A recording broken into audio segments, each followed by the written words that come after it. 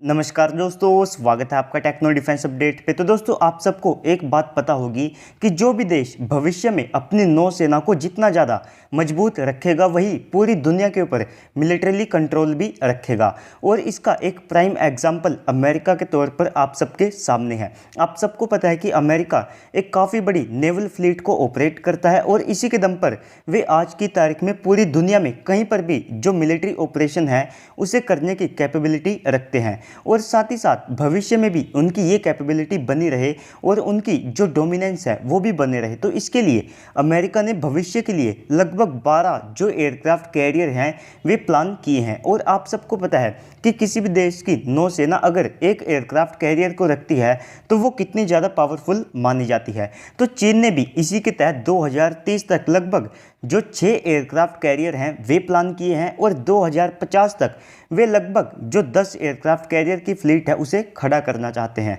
तो सेम यहाँ पर जो यूके है उन्होंने भी लगभग जो 2 एयरक्राफ्ट कैरियर हैं वे यहाँ पर तैयार कर लिए हैं। और इसी सब के बीच जो फ्रांस है उन्होंने अपनी नेवी को लेकर के और अपने एयरक्राफ्ट कैरियर को लेकर के एक बड़ा खुलासा किया है। तो फ्रांस ने ये बड़ा खुलासा अपने एयरक्राफ्ट कैरियर के लिए किया है। सबसे पहले तो आप फ्रेंच नेवी का जो ट्विटर हैंडल है तो वहाँ पर उन्होंने खुद ट्वीट करके बताया है अपने इस फ्यूचर एयरक्राफ्ट कैरियर के बारे में। साथ ही साथ यहाँ पर कुछ जो इन्फॉर्मेशन है वो भी जारी की है और इसकी एक सिमुलेशन वीडियो भी जो फ्रेंच नेवी है उनके द्वारा यहाँ पर जारी की है। तो फ्रेंच नेवी के द्वारा बताया गया है कि ये एक सुपर कैरियर होगा और साथ में इसका जो डिस्प्लेसमेंट है वो 75,000 टन तक होगा, यानी कि ये अपने आप में काफ़ी ज़्यादा बड़ा एयरक्राफ्ट कैरियर होगा। साथ में ये काफ़ी ज़्यादा एडवांस होगा। तो इसके लिए सबसे पहले तो इसके ऊपर जो फ्रांस के 6th जनरेशन के फाइटर जेट होंगे तो उनके नेवल वेरिएंट को यहाँ पर तैयार किया जाएगा, यानी कि फ्रांस अपने एयरक्राफ्ट कैरियर के ऊपर 6th जनरेशन के जो फाइटर जेट है उन्हें भी ऑपरेट करेगा। साथ ही साथ जो आज की तारीख में 4.5 जनरेशन के जो उनके पास राफेल फाइटर जेट है तो उनके भी जो एडवांस वेरिएंट है वे इसकी एयरविंग में शामिल रहेंगे। और इसी के साथ ये अपने साथ जो अवाक्स है उन्हें भी कैरी करने में सक्षम होगा और जो स्टेल्थ ड्रोन्स है उन्हें भी ये अपने साथ ले जाने में सक्षम होगा। तो इसमें 2 बड़े K-22 न्यूक्लियर रिएक्टर का इस्तेमाल किया जाएगा, जिससे कि ये बड़े और साथ में जो हैवी एयरक्राफ्ट है उन्हें भी लॉन्च करने में सक्षम होगा। और इसी के कारण इसकी जो रेंज है वो यहाँ पर अनलिमिटेड हो जाएगी। तो फ्रांस काफ़ी पहले से इस एयरक्राफ्ट कैरियर के जो डिज़ाइन है उसको लेकर के काम कर रहा है और इससे पहले भी उन्होंने एक एयरक्राफ्ट कैरियर प्लान किया था जिसका जो डिस्प्लेसमेंट है वो इसी एयरक्राफ्ट कैरियर के आसपास था, लेकिन वहाँ पर काफ़ी सारे जो फ्लॉस है वे देखने को मिले, जिसके कारण उस डिज़ाइन को लास्ट में आकर के रिजेक्ट कर दिया गया। लेकिन उसके बाद अब फ्रांस की नेवी ने ये जो नया डिज़ाइन है इसको यहाँ पर सिलेक्ट कर लिया है। और यहाँ पर एक और बात बताई गई है कि ये जो फ्रांस का एयरक्राफ्ट कैरियर होगा तो ये अपने साथ इसकी जो एयरविंग है तो उसमें जो 30 एयरक्राफ्ट है तो उन्हें ये अपने साथ ले जाने में सक्षम होगा, जो कि यहाँ पर 6th जनरेशन के फाइटर जेट होंगे और साथ में जो राफेल जैसे मल्टी रोल फाइटर जेट हैं वे यहाँ पर होंगे।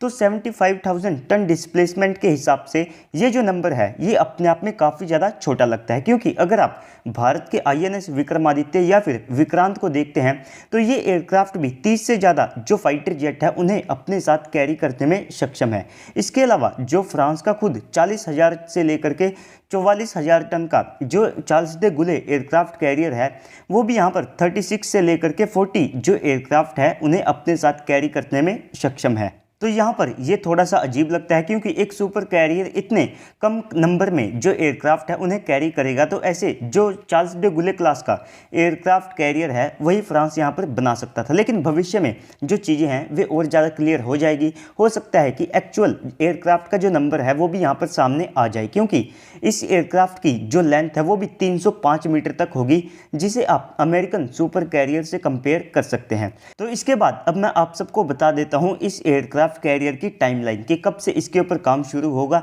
और कब तक ये फ्रेंच नेवी के अंदर आ जाएगा। तो देखिए दोस्तों, यहाँ पर अब भी इसका जो कंस्ट्रक्शन है तो उसे शुरू होने में 2 से लेकर के 3 साल का जो समय है वो बड़ी आसानी से लगेगा, क्योंकि जो फ्रांस है उन्होंने प्लान किया है कि वे 2025 से इसका जो कंस्ट्रक्शन है वो शुरू करेंगे, यानी कि 2025 से ये जो एयरक्राफ्ट कैरियर है ये ऑफिशियली बनना शुरू होगा और इसके बाद ये जा करके 2035 तक ही तैयार हो पाएगा। और फ्रांस की जो लेवी है, उन्होंने यहाँ पर अपने ट्विटर हैंडल पर भी बताया है कि वे इसको 2038 तक ही कमीशन कर पाएंगे। और इसके कमीशन होने के बाद ऐसा नहीं है कि फ्रांस को कोई एडिशनल एयरक्राफ्ट कैरियर मिलेगा, हालांकि उनकी जो कैपेबिलिटी है उसमें डेफिनेटली एक इजाफा होगा, लेकिन यहाँ पर इस एयरक्राफ्ट कैरियर का जो इस्तेमाल है वो फ्रांस इसलिए करेगा ताकि उनके पास मौजूदा जो 40 से लेकर के 44,000 टन का जो Charles de Gaulle aircraft carrier है उसे यहाँ पर रिप्लेस किया जा सके। तो बाकी तो इस टाइमलाइन से ये भी पता चलता है कि अगर भारत के INS विशाल में थोड़ा सा डिले हो रहा है तो यहाँ पर ये कोई बड़ी बात नहीं है।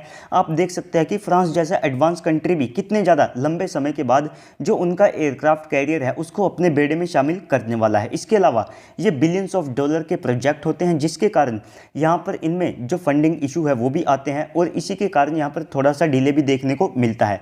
हालांकि जो भारत का थर्ड एयरक्राफ्ट कैरियर है वो डेफिनेटली फ्रांस के इस एयरक्राफ्ट कैरियर से पहले आ जाएगा।